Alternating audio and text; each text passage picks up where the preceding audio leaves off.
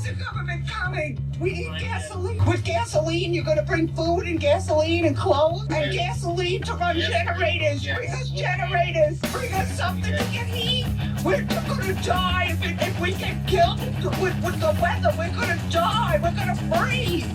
We have no cars. President Obama, please listen to us down here. We are going to die. You don't understand. You've got to get your trucks here on this corner. Buckle your seatbelt. It's time for another episode of the Prepper Recon Podcast. Whether your plan is to bug out or bug in, CampingSurvival.com has all of your preparedness needs, including fish antibiotics, long-term storage food, water filters, bug-out bags, and first aid kits. Use coupon code PrepperRecon for 5% off your entire order at CampingSurvival.com. When disaster strikes, it's too late to prepare. PrepperRecon.com offers MOLLE-compatible individual first aid kits for your home, auto, or bug-out bag. These kits have everything you need to address a traumatic injury, including an Israeli battle dressing, quick clot, EMT shears, suture kit, Steri-strips, tourniquet, ACS chest seal, tough strip bandages, gauze, and so much more. $89 includes shipping. To buy your individual first aid kit, go to PrepperRecon.com and click the store tab at the top of the homepage. Order today before it's too late.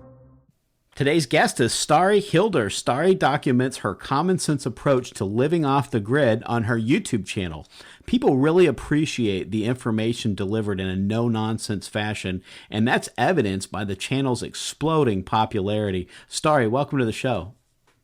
Well, thank you, Mark. I'm very happy to be here today. Absolutely. From the mountains of Idaho. Awesome. Yeah. And now, when did you and your husband wake up to the need to be prepared?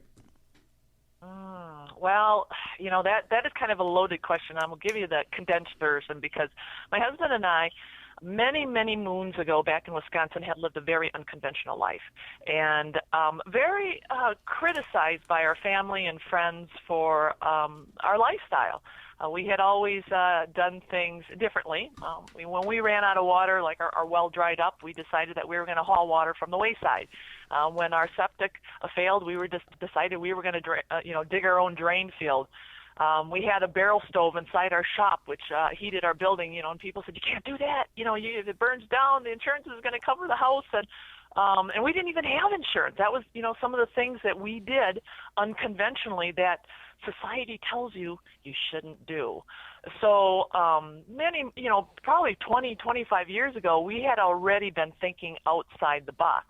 But like many Americans, we were still green to many things. Like I didn't pay attention to the politics, but we really believed that the Democrats and Republicans, you had that duty to go vote.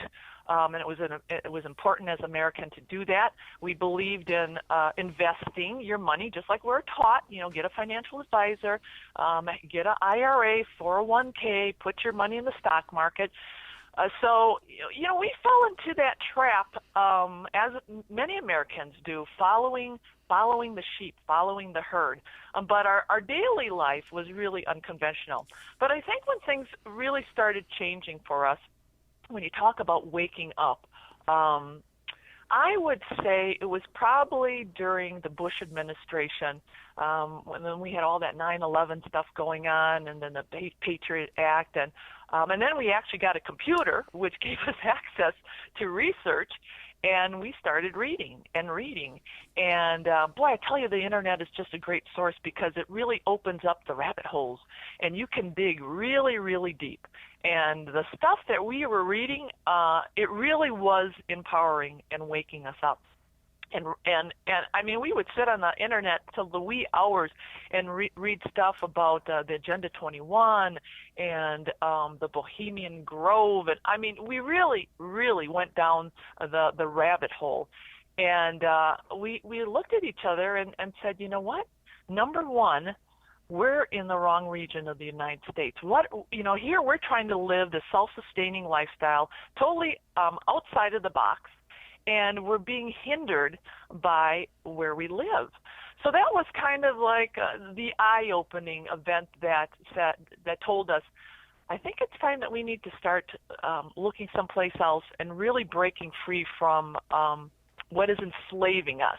And that was, like I said, around 9/11 Bush, and then we went on our quest and did a lot of research into looking for land and where to live and self-sustainable land and really looking at going off the grid. And thus we came full circle, and with the help of God, I tell you, the Holy Spirit led us to where we're at now, and that's the Panhandle of Idaho. And it had to be the Spirit, because there's this entire movement of people that are moving to the Panhandle of Idaho. A good friend of the show, John Jacob Schmidt, does a radio show called Radio Free Readout up there, and of course, that's where James Wesley Rawls. He's been on our show several times, and he recommends moving there. And it's just a whole lot of folks that think and live exactly the way you do, that were already there, and you really didn't even know anything about that community. And so, that had to be the Spirit leading you to live around like-minded people, I would say. Oh, indeed it was. It was 100% the Holy Spirit, because just before we went on air here, I was talking about how I didn't know who this Wesley Rawls guy is. I don't know who any of these people are. We didn't read a book. We certainly, even when we went on the internet, we didn't even know what readout meant. And in fact, just a couple of months ago, I found out what redoubt states were, and we were living in one. So truly, the Holy Spirit led us, and I could tell you my whole testimony, how we got out here. It is truly unbelievable. But God led us here, brought us here, and I tell you, the community that we're in, it is almost spooky, because I meet people, I tell you, almost every week that have been led here by God. And they tell me, I will ask them, I will say, what brought you out to our community? And 99% of them have said the Holy Spirit, that the Lord has brought them out here. And these people truly are like-minded. They're here for a purpose, and that purpose really is to be more self-sustainable, to break free from the enslavement. And I really do call it enslavement, because I think so many Americans are really enslaved and indoctrinated with this way of thinking. And coming out here has really freed us. It's freed us spiritually and emotionally and physically. And truly, like I said, this was a Holy Spirit thing. So. And government, education, banking, food production, these are all basically failed establishments as far as being part of our society. And you just spoke to us a little bit about, you bought into the paradigm, get a financial advisor, get your 401k. Tell us how that worked out for you. Tell us what your philosophy is now, and talk to us a little bit more about that, unplugging from this failing system. Yeah, and that was actually a real process, because when we first got married, the first thing I noticed was my husband had a life insurance policy. Here he is, 32 years old, with a life insurance policy, and even I thought that was kind of odd. And so I started looking into his finances, because he had a taxidermy business, and I thought, we're married now, and let's get the show on the road and figure out what we're going to do for our future. And when I started doing some research, I'm like, okay, the financial advice from this guy just doesn't make any sense. So again, thinking outside the box, I empowered myself and learned everything that I could about stocks and mutual funds. And it got to the point where I was so well versed that I would go into these financial institutions and they'd want to hire me as a financial advisor. Wasn't interested in that, but I knew my stuff. So I took the bull by the horns, and still believing in the stock market and mutual funds and all that, I still bought into it, started investing our own money, and I actually did some day trading, and then went and had the 401k and did all the financial vehicles that are available to people. But then the wake-up call came, and I believe it was the crash of the 90s when the dot-coms were being heavily traded, and waking up one morning and seeing the crash of those stocks. And I mean, it was, you look on the computer and you think that money is real. and seeing those numbers disappear so fast, and all the hard work and the money that we had put into the market was gone in basically a week's time. It was like poof. So we were sitting there at the age of 30 with no more money. No, all we had was a very small 401k and an IRA worth less than, I'd say, $6,000, and we couldn't pull it out at that time just simply because the market had crashed. So that was a real wake-up call, seeing the stock market turn on a dime just because of sentiment. And then what ended up happening after that was the other wake-up call is, and I still wasn't waking up 100%. I thought, okay, this is horrible. We're going to have to revamp. We're going to rebuild, and that's what we did. We started working harder and earned a little bit of extra money, and I thought I'd get it back in the stock market, put it back in, and then the whole rabbit hole thing, the getting on the internet, doing the research. And one day we just decided, you know what, this stuff that's on the computer, these financial statements that we get, that's really not even real. So we called up, Fidelity Investments and some of our other places that we had money and asked for our money. I started, selling things off. And the first thing they did when I started selling things off was they put a hold on my account. And I remember that day. It was horrible because I called them and I said, why can't I sell my mutual funds and my stocks? Well, this is suspicious activity. This is suspicious, and we just want to make sure that, you know what you're doing. To make a long story short, it took probably about 2 to 3 weeks to get my money out of those financial institutions. And when I got my money out of the financial institution, so this is really awesome, they send me a check. Oh, okay, so that's great. I've got it on paper, still not in my hand, still not real. So I took the check, and you go to the bank, right? You go to the bank and you're going to cash that check and you're going to get cash. Oh, no. They don't have cash in the bank. So here I am at the bank, and they're trying to scare me and tell me, oh, this is a big check, and are you sure you want cash? And if you cash it in, you take the cash, the government is going to audit you. And you're sitting there thinking, is this really happening? People, I think, really think that financial statement and whatever is on the computer, they have that. They own that. That's real. People, it's not real. It is not real until you get this cash in your hands. And as I'm standing in the bank and the teller is telling me that these are my options, I can give you a cashier's check for the cash that for the check you're trying to cash, or we can put it in a money market, but I can't give you cash, at least not today, without ordering it.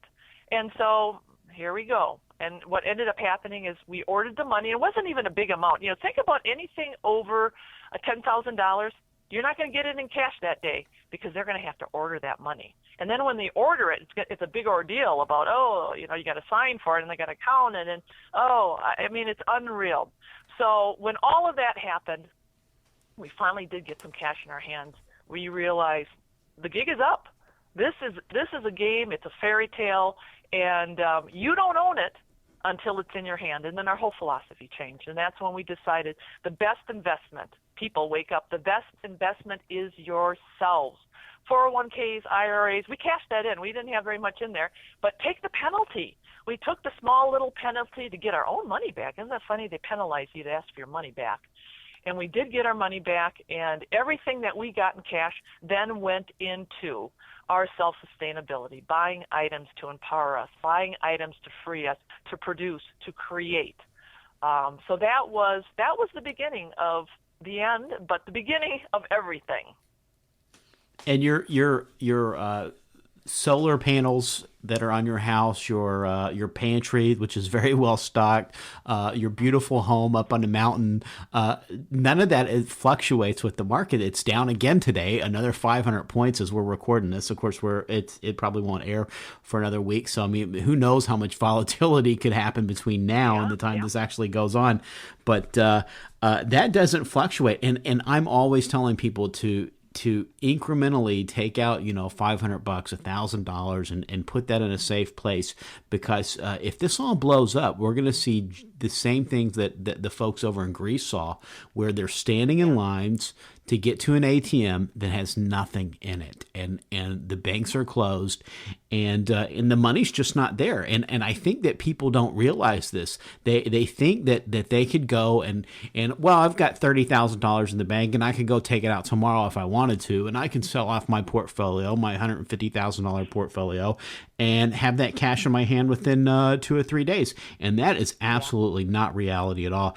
And I'm so glad that you shared that experience with us. And I hope some folks will learn from that, and they'll really seek shelter from what it looks like is could be coming upon this nation. And now, after spending a few years of investing in yourself and into your own sustainability, how are the returns? The returns are phenomenal. I mean, if you've seen the YouTube channel, we are 100% self-sustainable here in our off-grid setup. We have such peace. You know, this is the great thing. Our life, we get up, we have no alarm clocks. We get up whenever we want, do whatever we want. It is just that in itself is worth more than money in the bank, and that return, you know, our health is, you know, we're healthy. Our lifestyle is healthy. We're very physically fit. We're very active. I tell you, we sleep really well at night, and we are 100% debt free, and that itself is so freeing. And everything that we have on our homestead provides for us. And then if we do get a little extra cash, what do? We reinvest it in ourselves. So, and that really is the key, because like you said, people, man, you got to wake up. Because one day, you know, just like you said with Greece, you think you can go to the bank and get that money out today. You think that little plastic debit card is going to always work. It's not. And I always advocate for people, especially when they come to my channel, if you can't do it now, today, you do it in small baby steps, but you got to start somewhere. Invest in yourself. It's time for a quick break, and we'll be right back. The dollar's lost over 90% of its purchasing power since 1971. Silver, on the other hand, has proved to be a very stable form of wealth preservation over the years. And where do you buy silver? Silver.com, of course. Silver.com offers fantastic prices on silver and gold. And I love what you said, you know, what a great dividend that having peace of mind is, because there's people that are going to have trouble sleeping tonight because of this 500-point market drop. You know, there's and you know they're kicking themselves. Oh, I should have took it out last week and it went down 1,000 points, but then it went back up 600 points, and I thought it was going to recover, and I don't know what to do. And they're just hyperventilating. They're freaking out, and they're not going to sleep tonight. They probably haven't slept good in 2 or 3 weeks, and this is just driving them insane. And you're not in the market. It doesn't bother you at all. You know, but I'm sure you can probably remember what that was like back when you were in it. Oh, yeah, especially when I was day trading. I mean, I was making money, and that's the addiction. Because don't get me wrong, you can make money. There's no doubt that you can make money, but it goes back to, is that money even real? And you could lose that money in a blink of the eye, and the risk is so phenomenal. And you know, like you said, the stress that is involved. Yeah, I remember the highs and the lows, and sitting at that computer, pushing those buttons, and waiting to see what the market was going to do tomorrow, and not knowing, and relying on people's sentiment. You know, and then now we have to worry about the manipulation. You know, even looking at buying gold and silver, which is a great refuge, but it is so heavily manipulated now. It's just ruining things. So, you know, the only thing I have to worry about now is going out to my garden and figuring out what tomatoes and peppers I have to pick. You know, that is a great, great feeling. And talk to us about the gardening method that you use. Oh, well, this gardening method saved us, because we came up here to our homestead. The unfortunate thing is you can have many things on your little list of what you need for a homestead. You know, water and you know, renewable resources and good soil. Well, the one thing that we didn't have, unfortunately, on this homestead was good soil. And we were left kind of, you know, standing there with all this clay and this rock, thinking, how are we going to create a vibrant, abundant productive garden. And we actually went on YouTube. We love YouTube, and we found the Back to Eden garden method, which is, I believe, it's Paul Goshi, I think his last name is, but he is actually one of our neighbors in Washington. And I love this guy because he is a follower of Christ, and he just, if you look in nature, God created, whatever God created is perfect. It's perfect. And man messes it up. And we mess up gardening. We till and we add fertilizers and we retill, and we just mess it up with all the chemicals and the crap that we put into the soil. The great thing about the Back to Eden method, and it's all about wood chips in nature, is that if you let nature do what it is supposed to do, you're going to have abundance. So for us, it really was a lifesaver, because what ended up happening is it has to do with wood chips and layering and not tilling and just leaving things set. So our Back to Eden method, we went out and went on a scout-a-thon for wood chips. We were blessed because the first year we actually found some aged wood chips. We had to buy a little bit of a topsoil because we really did start with nothing. But I always say, spend some money where that life insurance policy is going to pay you back. So if you got to buy some topsoil, buy some topsoil. And then we went on a hunt for manure, and then we started our own composting, and then we started with the raised beds using this wood chip method. And I tell you, the first year, we had great abundance. Now, this is going into our third, fourth year, and the produce, I can't keep up with it. The garden is a jungle. We don't have to weed it, and we are in drought conditions right now. People's gardens in the Panhandle all over are dying because there's no water. Things are drying up. The great thing about this method, because of the wood chips, is it inhibits water evaporation. You dig down into my soil, and it's moist. We were just not really bragging, but we were so happy because within the last 3 months, my husband watered the garden once each month. Now, a little bit more because of the extreme conditions, but if we didn't have this Back to Eden method, our garden too would be dead just like everybody else's, and we'd be sucking our water dry, which we can't afford right now. And you're using concrete blocks for your raised beds now, I saw, and that's what I'm doing. We just relocated from southern Florida, and you're preaching to the choir talking about poor soil, because Florida's essentially an 800-mile long sandbar. So, there's no nutrients in the soil at all. So when we were in Fort Lauderdale, we did a raised bed garden, and we used wood planks, which, the whole part of the process of composting your stuff is that, you've got all the little bugs and the little critters in there breaking the organic material down and making soil for you. And of course, if you're using wood, that rots out pretty quick. And so we're doing what you're doing, and we're using the concrete blocks this time because I had to change that wood out a couple of times. I know some people will use railroad ties, but then they've got arsenic in them, and and then I hear different schools of thought about leaching, but concrete blocks, you don't have to worry about that. So that's what we're doing as well. Talk to us about the layering. Now, once you get the raised bed built with the concrete blocks, what do you layer in there, and what are the individual layers? Well, it's really simple. And I'll just add, too, that we actually got rid of our concrete blocks because once you start using this method and you start adding, like the layers and adding, you will find that soil just builds up and builds up and builds up. And pretty soon, we just got rid of all the concrete blocks, and we have beautiful raised beds that we don't need any containment anymore. Oh, so that's you'll fantastic. Probably find it yourself. Yeah, you'll find that yourself as years go by and you start doing the composting and adding, that you won't even use those concrete blocks. But the layering is real simple. What you do is you start with cardboard or newspaper, and that's what you put down on the ground. Now, if you're starting from really poor soil like we did, like sand, and it also is to get rid of the weeds, so you're going to lay that down.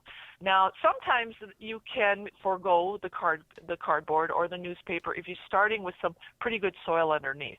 The next thing is you want to add a layer of compost on top of that cardboard and that newspaper, a couple inches, and then after you do the compost, mix a little bit of manure in there, and then you add your wood chips, and then you let it sit. And I know Paul advocates for doing it hopefully if you can in the fall, because if you think about in nature, the fall is when things fall to the ground, and then it kind of sits there over a winter. You've got the water working on it, and water kind of accelerates the process of decomposition. So if you can start your Back to Eden garden with the wood chips and this layering method, by the time spring comes, you'll be ready to plant. Oh, that's fantastic, and it's probably even better if you live somewhere that has fall, because here we have almost summer, still summer, and then our fourth season is called tourist season. So I like that. But so but that makes sense to do everything in the natural cycle. That, like you said, God's got this perfect design, and if we just don't mess with it and just do it His way, everything would work out so much better. Now, tell us about what you're able to grow. Oh, I can grow just about anything. But I will. This is when we set up the garden, and this is the best advice I could give to people. It's always exciting to have a garden, and sometimes you can go overboard with, I'm going to grow this, I'm going to grow that. Grow what you eat. Now, I remember when I first started gardening many, many years ago, I bought all these different seeds. I bought eggplant seeds. I don't even eat eggplant, but I'm going to grow eggplant. And I did grow eggplant. And be smart about your garden. Now, we grow an abundance of different types of peppers, you name it, so many varieties, different varieties of tomatoes. I've got cabbage, I've got celery, I've got all my leafy greens, I've got carrots, pumpkins, and just different squashes and zucchinis. This is all stuff that we eat. So don't go overboard with a garden just because you can grow it. Doesn't necessarily, but you can grow it, but if you don't eat it, it really is just a waste. So everything that I grow, and then I do a lot of permaculture too, because if you've seen my videos, we are very limited for space on, even though we have 13 acres, it's a benched piece of property. And my philosophy when we came out here we had a lot of erosion problems.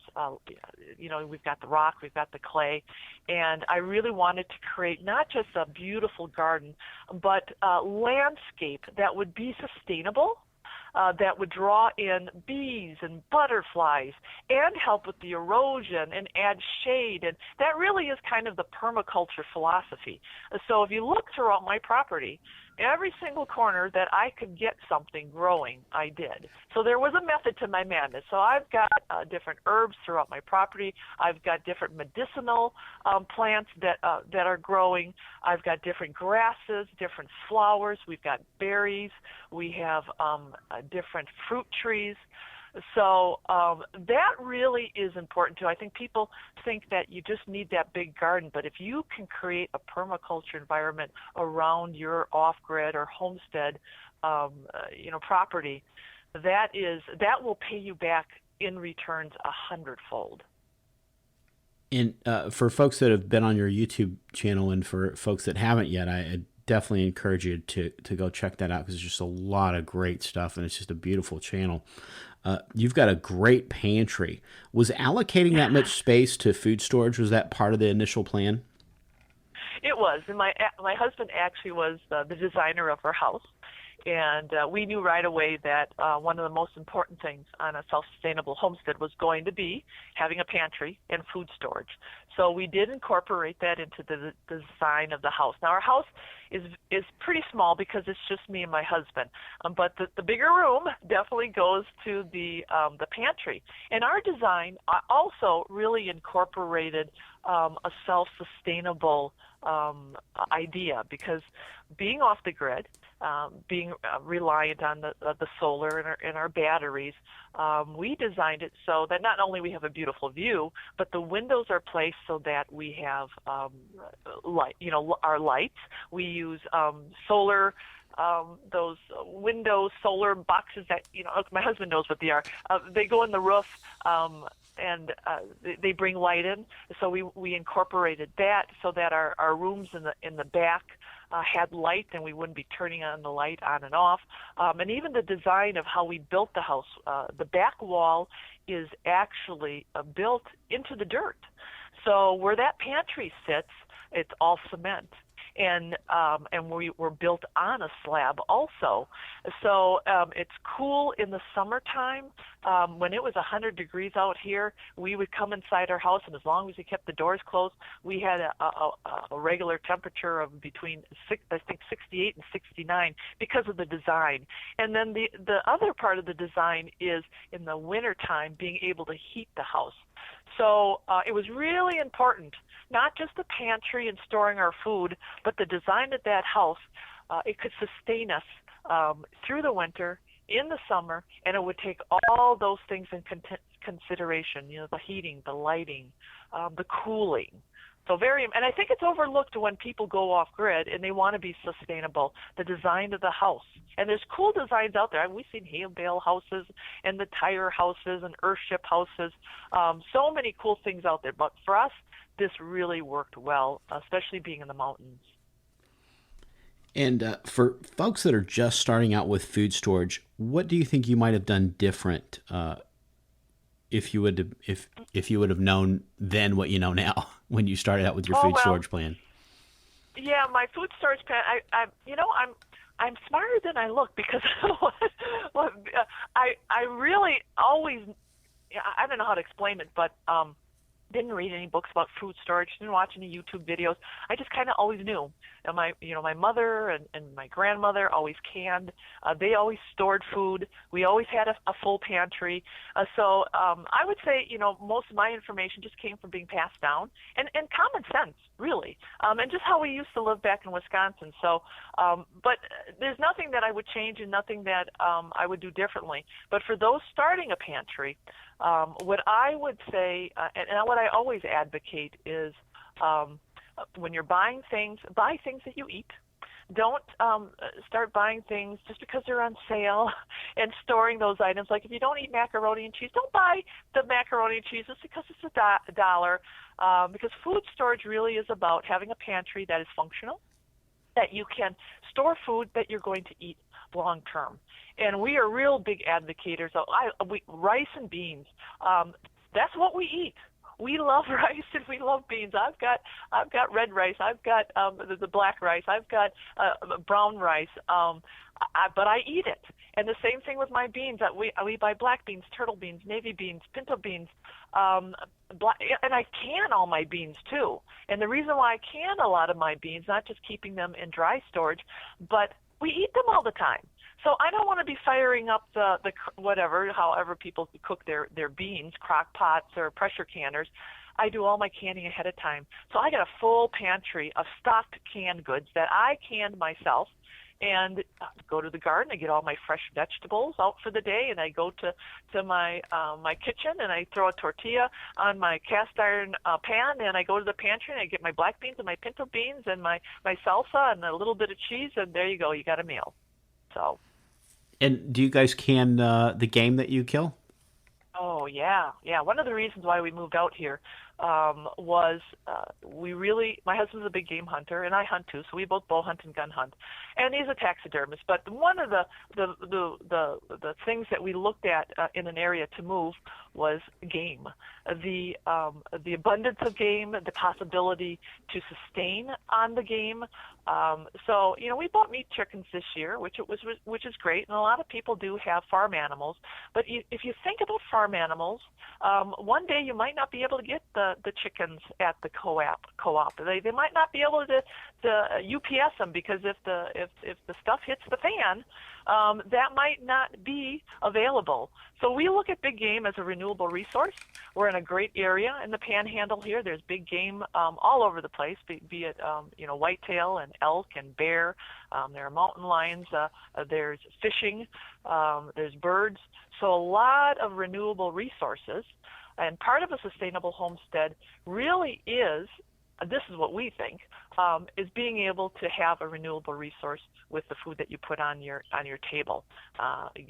Ordering chickens is not a renewable resource. Having the pigs is not a renewable resource. So big game hunting is really important to fill our pantry. And I can 99% of that meat, and the other 1% goes into the griddle basically right away. And you got a nice solar setup as well. What what appliances can you operate on that, and what was your initial setup cost for your solar? We have a 2 kilowatt array with 16 6-volt batteries, and we've got the conventional.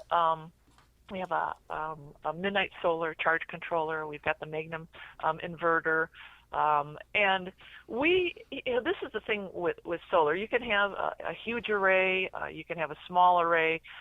You can run a lot of appliances. But the bottom line is when you go off grid, you're looking at a more self-sustainable lifestyle, which means you're not going to have, the microwave. It just shouldn't be part of an off-grid setup. I mean, you're looking at living healthier. It just doesn't fit into that philosophy and that way of living. So we could have a microwave if we wanted, but we don't. We don't have an electric coffee pot. But the things that we do have are basically what most households have. We run a refrigerator. We've got a very small freezer. We have. I've got my household appliances that I use for cooking. And we've got the computer, no television, got rid of that years and years ago, and our lights. And boy, I'm looking around the house here, and pretty simple setup. My husband's got all his power tools. But it really is about being smart with your electrical use. I think even nowadays, people, even when they're on the grid, they're like electricity hoarders. They just really think that when you flip that switch, that electricity is always going to be there. And I think we really get too dependent on it, and we overuse. So I really just advocate rethinking, being more smart with your electrical use. And the other thing about our setup, even though we've got a beautiful 2 kilowatt array and we've got really for us plenty of electricity to run our whole homestead, we can run the homestead without the solar array. And that's really important too, because once again, if you are really talking about being self-sustainable, let's just say something happens to your solar panels. I don't know. Maybe there's an earthquake. I don't know. Maybe your battery bank blows up. I don't know. But just think about that. So on my homestead, I've got alternative ways of cooking. Like in the summer here, I'm always using my Dutch oven. I've got an all-season solar oven that I use. We've got our wood stove. So in the wintertime, I'm cooking off the wood stove. So always using those alternative ways to cook. My washing machine died a couple months ago. Did I go get a repairman? No. I just simply got a tub that my husband picked up from the recycling center. I'm doing my laundry by hand. You have to be able to think outside the box when you're living this type of lifestyle. Being flexible is going to be imperative to the success of your homestead. Fantastic advice. Now, besides your YouTube channel, you also have a blog. Is that right? Yeah, I decided to do a blog because so many people have been coming to my channel, and I love people. I mean, their comments are just so inspiring, and God is like bringing people. I mean, it is just, it's on fire, and people are getting revived, and the Holy Spirit is moving them. And so I spend a lot of time commenting, and a lot of people said, you know what? We love your channel. You should write a book. Why don't you write a book? Why don't you get a website started? Maybe you should go on Facebook. So I really listen to my viewers' feedback. And so now I have a Facebook thing.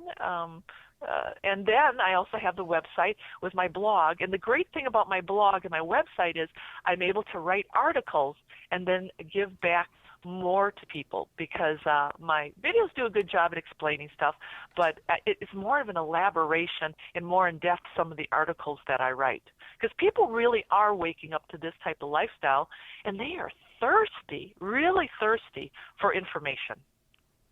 And tell us the name of the blog, and then for folks that still don't know yet, tell us where your YouTube channel is, and then also how to connect with you on Facebook.